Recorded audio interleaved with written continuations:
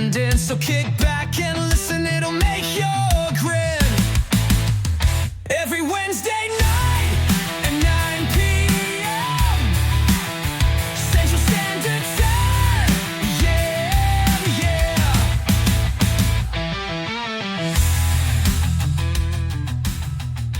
Except it isn't at 9 p.m. Central Standard Time tonight.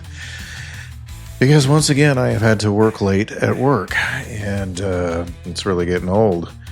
We don't have the help we need, and there's too much to get done, and I hate getting home after 8 o'clock at night. And, I have to spend, well, it's not that I have to, I want to spend time eating dinner with my wife before doing a podcast. It's going to come first. No offense. So once again, we're late. I'm still shooting for 9 p.m., folks. I promise you. But man, like I said, Pilgrim's Great Chronicles. First of all, hi everybody. Walking that long road that goes ever on over rock, over dale. And we get to walk it together and chit-chat along the way every Monday, Wednesday, and Friday night, 9 p.m. Central Standard Time. And I look forward to anybody who wants to come on and maybe tell me a little bit about their story and how they came to know about some of these things that we talk about, whether it is the first time you found out about the Watchers, or Genesis 6, or what's really going on in the world, or if you even want to talk about, other topics like the flat Earth, or it doesn't matter to me. I'm open to hearing what you have to say, and so anybody who wants to come on, just contact us. We'd be happy to interview you at pilgrimsgray@gmail.com. And remember, the gray is spelled with an E, not an A. I'll make sure that I put it in the comments below. Hopefully I'll remember to do that because I'm terrible at that. And I'm terrible at social media. I just like recording, making music, doing the podcast, finding things out about what's going on in the world, and then sharing it with others because I want you to know too.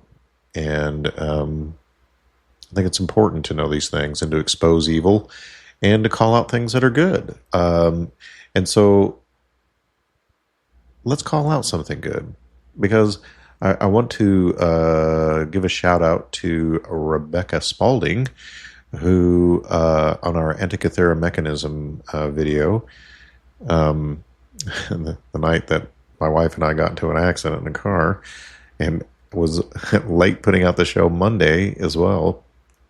As a result, it almost feels like spiritual warfare, like sometimes when you start making a difference and you make the enemy upset, or you're rocking the boat, or you're over the target, they try to stir up trouble in your life. But you know what? I don't care. As an ambassador for the creator of everything in the universe, I will always seek his face when I need help anyway, so they're just wasting their time. Because until I'm dead, I'm just going to do this. So, and if he's not ready for me to die, then there's nothing that they can do. So, always keep that in mind. If you're a Christian, you have authority over all these things given to you by God, and you can always cry out to your Father in heaven for aid, for anything, right? So, that being said, I wanted to, I was kind of blown away by this comment. And to be honest, there's been several things that have blown me away. Some of the level of comment that people have made, like on the Shroud of Turin video, I was impressed with some of the comments there. And I'm impressed with some people's kindness and taken aback by some people's rudeness. But I get it. Sometimes something just makes you emotional, so you type something out. Then later, sometimes you regret it, and then sometimes you don't. But I still welcome it. I still welcome the comments, and I pray that you all will take the 2 seconds it takes to subscribe and to like and to share when you get a chance. and even browse our stores to support us. We have really cool gear and merchandise out there for both the band and the podcast. And it's really good stuff. I've ordered it. And maybe what I'll do is just post some pictures on a YouTube video that we can upload so you guys can see some of it. But it's all very, very nice stuff. A lot of it 100% cotton, for those of you who know, right?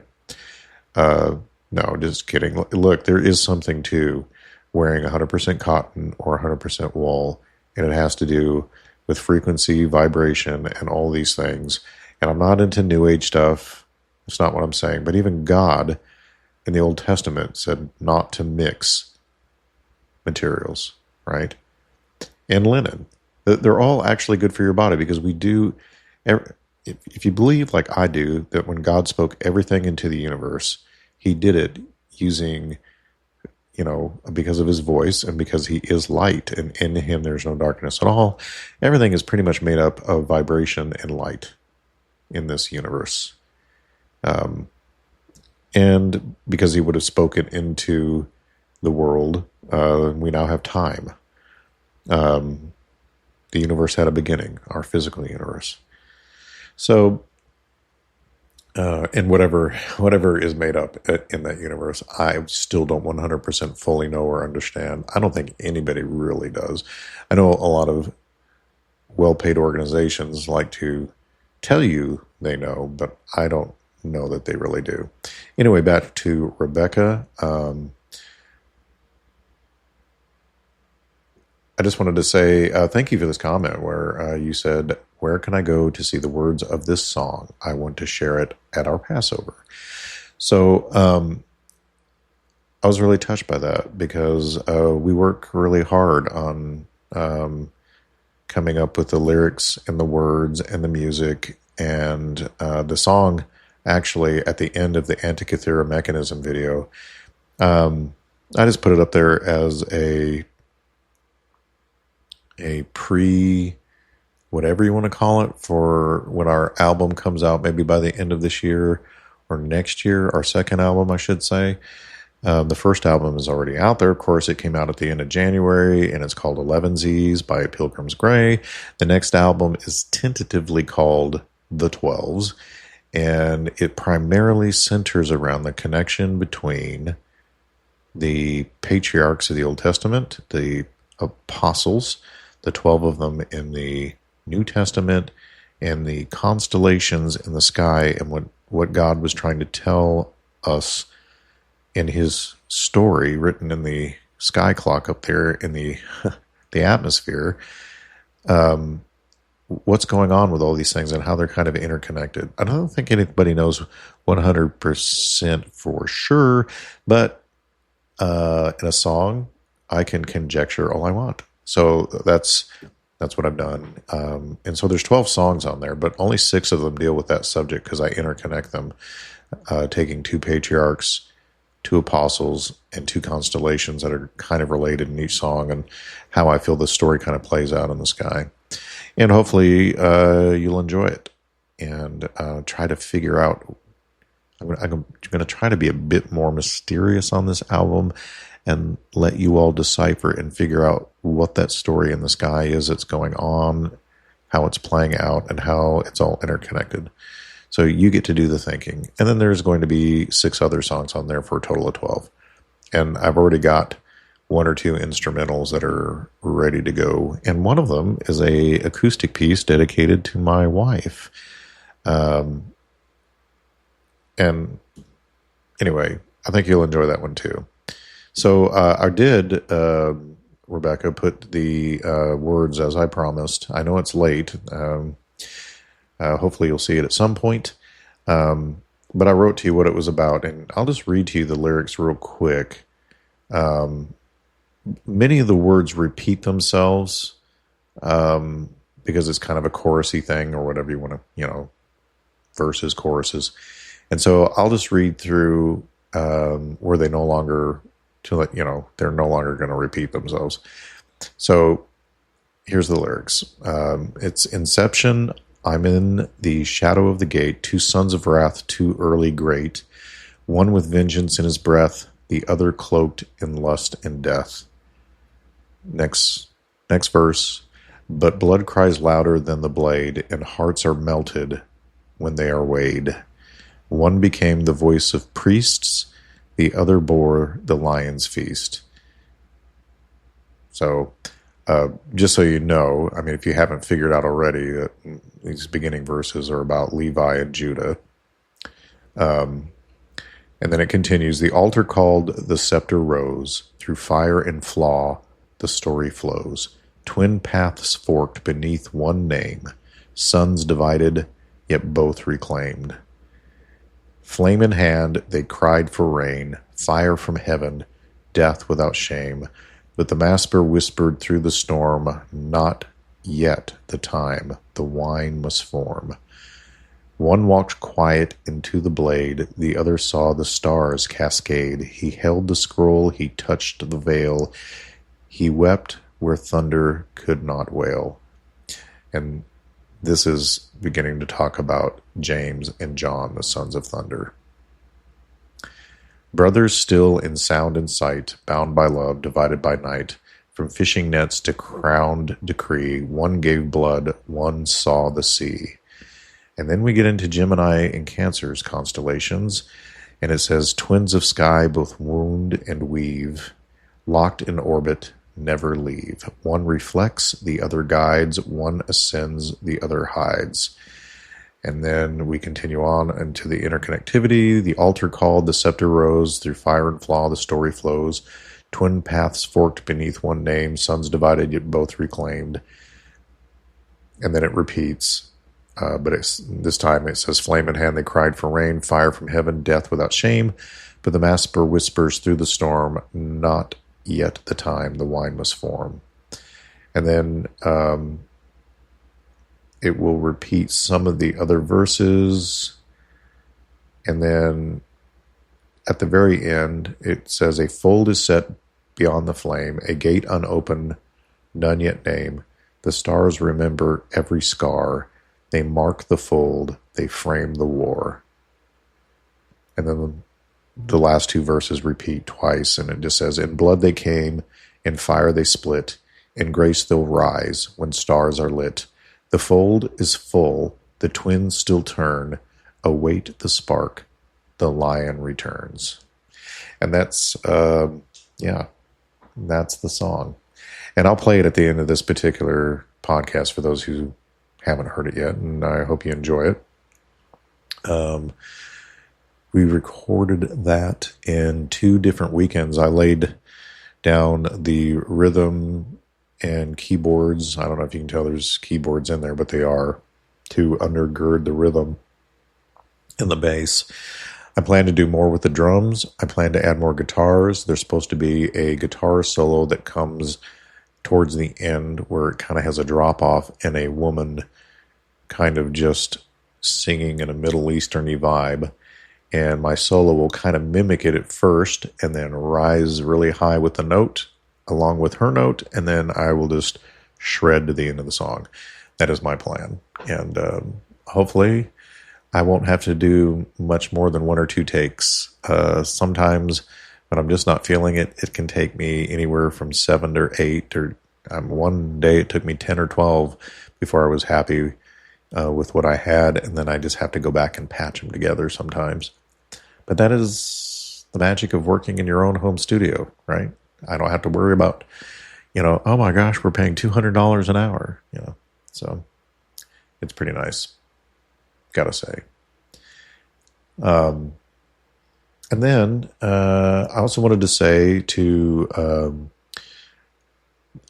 a comment here, read this comment where it says, this is in regards to the Tartaria video. I would say of the 2 videos that seem to get the most comments, it's our Forgotten History of Tartaria, Ancient Empire, Nephilim, and Hidden stuff for the Tartaria video. And then the other one would have to be Satan's Little Season. But the other ones have gotten comments, but Tartaria comes up over and over and over again because it's something that a lot of people are interested in, and a lot of people who are into Satan's Little Season. So this person says, very good video. The theories out there are just that, theories. I have some questions, but first I'll be honest. I thought your voice was AI.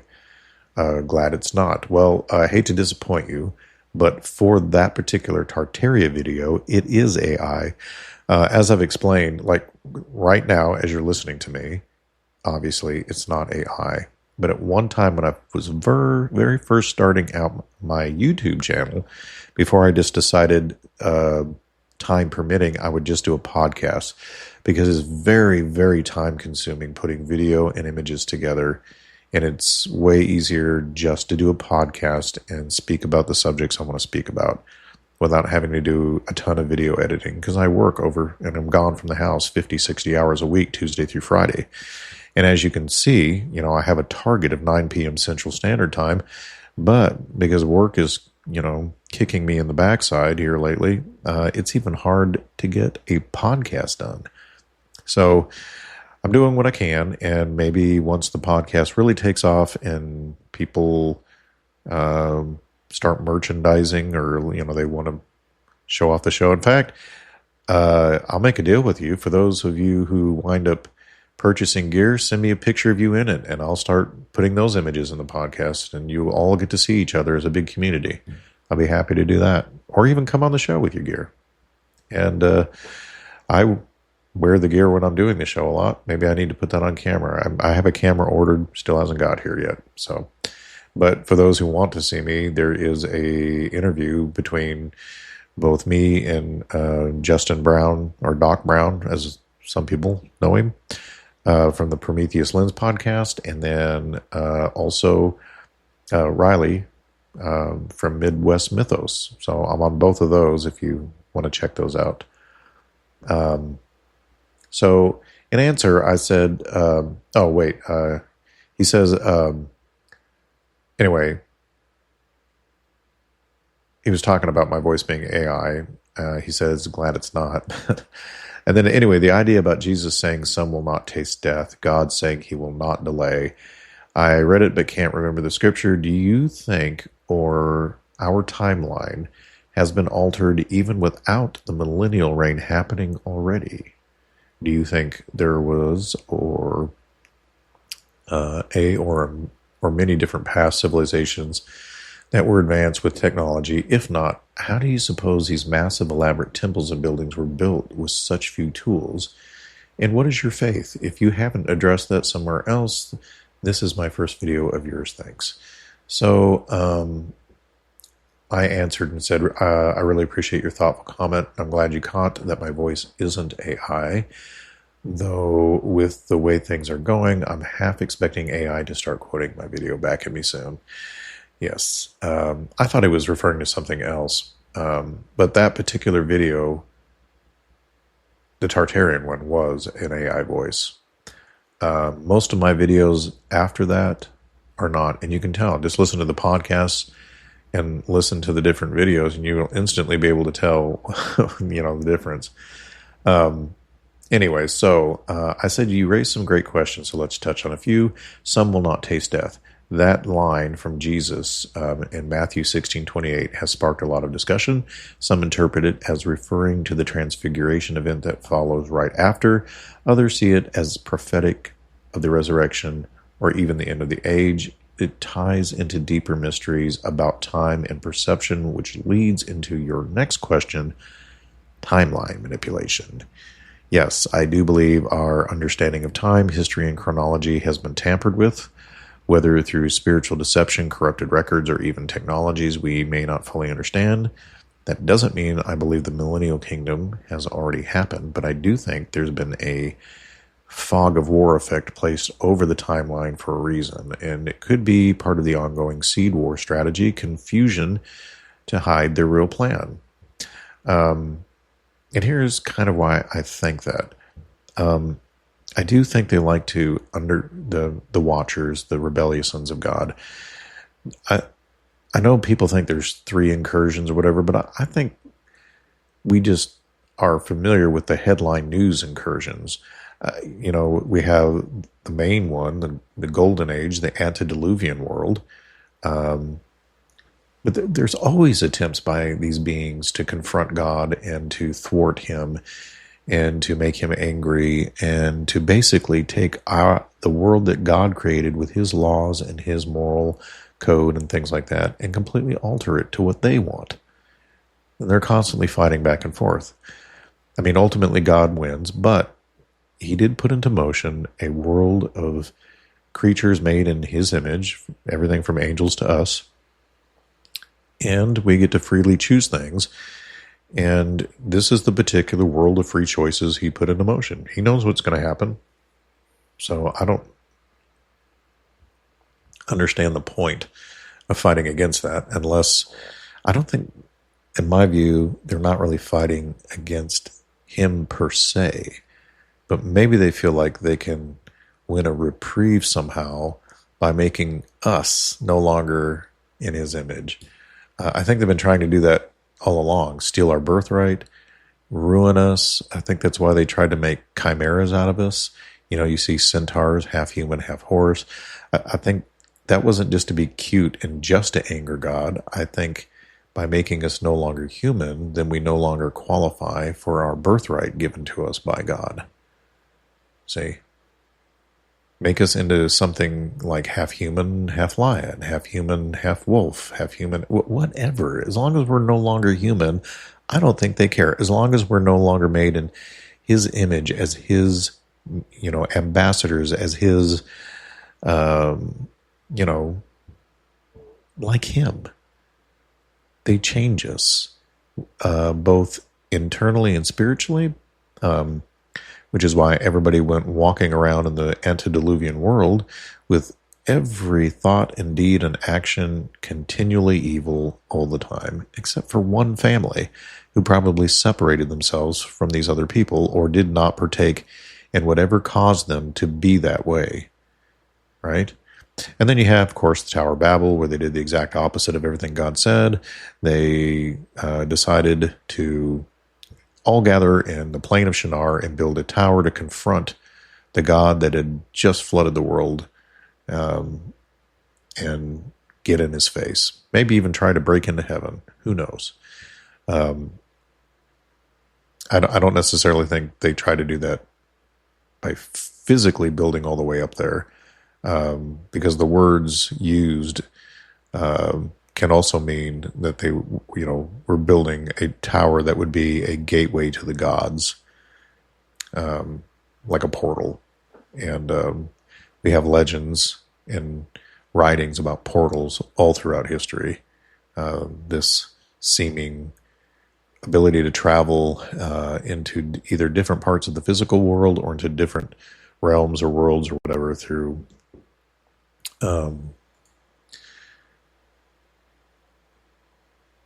entering into, slipping into some sort of, I guess for lack of a better word, a portal, an opening, like John saw, in Revelation, where he said, I saw something like a doorway opening in the sky. Or, we have pictures of portals, swirls on, a lot of the rock walls you find in the Southwest.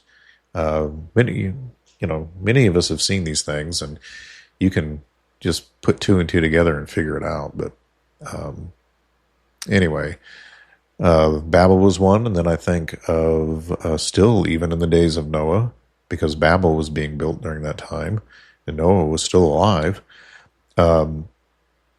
You also have Sodom and Gomorrah.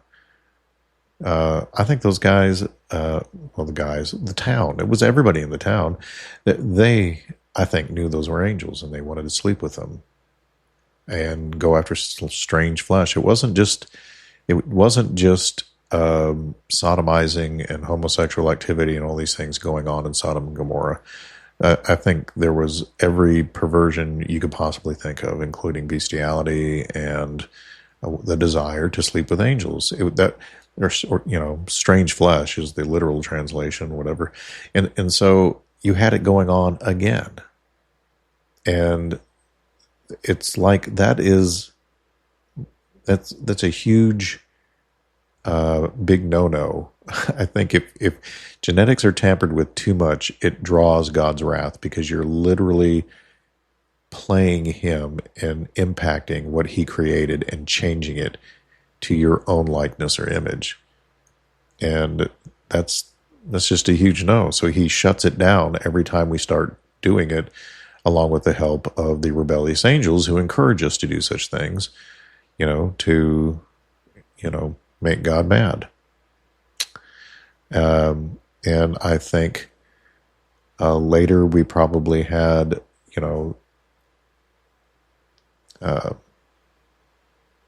other incidences of these rebellious sons of God also trying to change the planet into, like the spread of Christianity. Well, they spread Islam. Something else. Anything that counterfeits, changes humans, is a perversion. You name it, that's where you can see them at work. And even now, they're going right back to tampering with creation, DNA from humans to animals. I mean, we have Remus now, the dire wolf, right? Although I kind of agree with Justin of Prometheus Lens, who posted a recent article about this wolf not really being, as impressive as what they said, But the point is, whether it really is a true dire wolf, which it isn't, because they had to combine it with the DNA of other things. But the point is, it's still not natural. It is them tampering with the laws of God as far as how he has designed nature and the encoding of our genetic process. When you start tampering with that, that's clearly dangerous territory. Whether you think there's a moral component or not doesn't matter. It seems pretty clear God doesn't like it, and he resets. So I'm just thinking, if you don't want another reset, then don't do it. But we're going to have one, because we've been told, and you've got prophetic utterances all throughout the Old and New Testament that are telling you what's going to happen as a result of the tampering that's going on. So just be prepared. Anyway, I further said that ancient tech and lost civilizations, I 100% believe. I don't think it's possible to honestly study places like Baalbek, Ollantaytambo, the Great Pyramid, or even parts of the Tartarian architecture without acknowledging advanced knowledge and methods that go beyond, way beyond, what we're told ancient people had access to, whether it was spiritual in origin, for example, Watchers teaching forbidden knowledge, or rediscovered post-flood. There's overwhelming evidence that we're not the first high-tech civilization. And because of that, certain folks in our culture don't want that widely known for whatever reason. I guess because they have an entire structure built around their narrative of the evolution of man. And it's clearly wrong. So, and then I answered that my faith, I follow the God of the Bible, Yahweh, and I believe Jesus. Yeshua is the Messiah, the Son of God, and a returning King. My content is rooted in Scripture, but I speak in a way that both believers and non-believers can walk alongside and explore. I call myself a pilgrim because I'm on a long journey toward truth, walking through mystery with a biblical compass. That is essentially it. I welcome anybody to grab a walking stick and walk with me along that long road, over hill, over dale, into woods, out of woods, around the lake, along the coast. We just walk together and figure this world out. I'll help you figure it out, and you help me figure it out, because I don't know everything. I just study what I study, and then I share it with you. And I'm not always right. So I've had to correct my paradigm a number of times. Like I, at one time, because I didn't know any better, followed the Sons of Seth theory. I just thought giants were an anomaly. But if you really dig in and study, I can't believe that I held that thought or that particular belief regarding Genesis 6 at one time. Once you study all the cultures, there's just no way that theory holds. It doesn't even make sense once you really study it. But you know how it is. Sometimes you're busy You trust what people say, and you don't look into it for yourself because, this person said it that you trust, or a pastor said it, and you don't look into it deeply for yourself. But when you start looking into these things deeply for yourself to find out what is God really saying with all this stuff, what is really going on, then you begin to understand why the flood, why he had to reset this entire genetic abomination that had occurred before the flood. Everything had been altered, almost everything. We had one family left on the planet. One family of 8 people that had not been altered genetically in a way that was completely tainted. And that sometimes thinks that's the real reason for keeping these genealogies. So they would know, hey, I'm still a pure human. I don't know what that crew over there is anymore. So, anyway, I really appreciate the comment and the thanking me for the detailed response. You guys can ask me anything in these comment sections, and I'll do my best to answer always. One last thing I wanted to do here real quick is, I'm not going to have time. Maybe I'll save that for next Wednesday.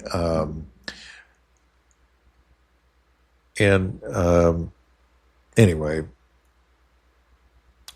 I will go ahead and end right there because I didn't get very many emails this week. And first I'll shout out to to Justin for commenting on the YouTube channel about Riley of Midwest Mythos, and Robert, that's me, from Pilgrim's Great Chronicles, doing an interview together. It was a lot of fun. I look forward to future discussions with Riley. And I need to have Justin on my show. I have all kinds of, Epic of Esau questions that I need to ask him. And I know he's a busy man. So hopefully I'll be able to get him on the show sometime soon. And I know we'll probably be seeing him here this summer in Warren County in McMinnville because we're pretty close by. So we're going to go buy him lunch. And maybe swap copies of book. I'll give him a signed copy of mine. He can, get a signed copy of him. So if you're not familiar with, excuse me, if you're not familiar with either of those gentlemen, Riley runs Midwest Mythos, great podcast, goes into some very interesting things that are related to what we talk about here, and the same with Justin. He runs a podcast called Prometheus Lens. It's very well done, even as a producer that makes the coolest little video shorts for Instagram and YouTube. And I think you'd be doing yourself a favor watching either one of those or listening to either one of those podcasts. They're really, really great. And without further ado, I'm going to play you out with the song that, forgot the name already. Sorry, Rebecca. That Rebecca mentioned in her comment, wanting to share it at their Passover. And so here it is. I hope you enjoy it. And just remember, the song is not finished, but it will be finished sometime soon. And this will be on the album, probably released fall of this year, maybe October or November. And because it's, it takes time to do this stuff and to do it right. I don't want to release things that don't sound good. So we were really happy with the way this basic demo came out. We just need to go in and brush some things up and fix it up. But in the meantime, Rebecca liked it enough to share it as is. And so we're going to play it for her. And for those of you who have not heard it, enjoy, have a great night, and we will see you Friday night.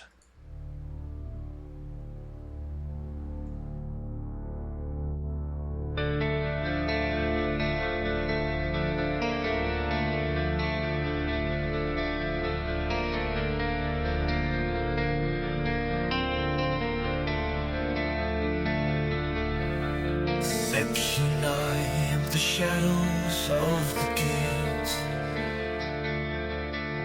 Two sons of wrath, two early graves. one with vengeance in his breath, the other cloaked in lust and death. But blood cries louder than the blade, and hearts are melted when they're weighed. One became the voice of Christ, the other bore the lion's feast. The altar called, the scepter rose. Through fire fall, the story flows. Twin passports beneath one name. Sons divided yet both reclaimed. Flame in hand, they cry for rain. Fire from heaven, death without shame. But the master whispered through the storm, not yet the time, the wine must form.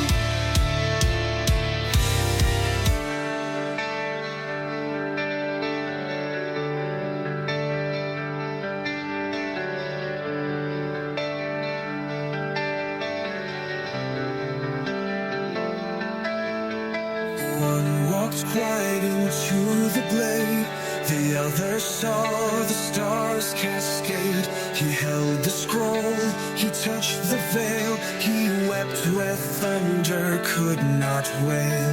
Brothers still in sound and sight, bound by love, divided by night. From fishing nets to crown decree, one gave blood, one saw the sea.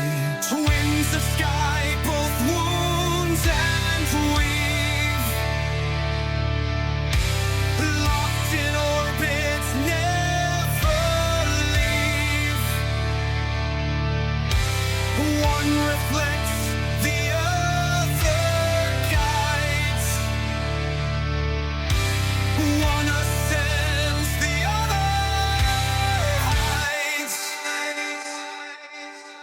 The altar called, the scepter rose. Through fire and flaw, the story flows. Twin passports beneath one name.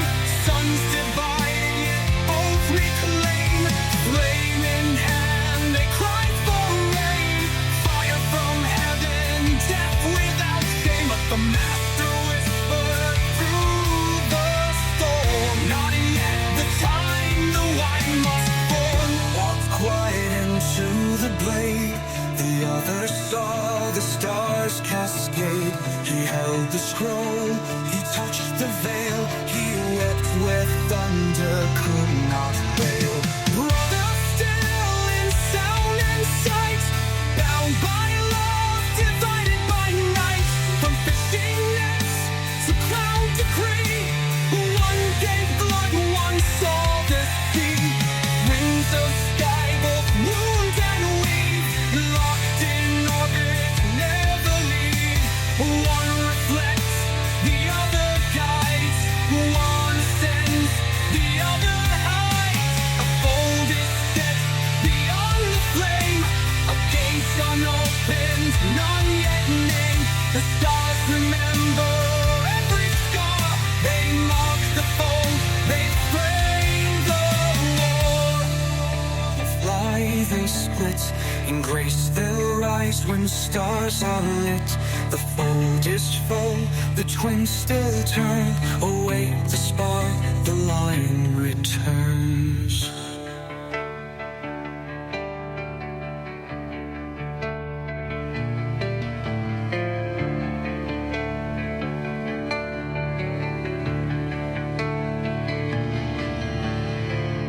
In blood they came, in moment.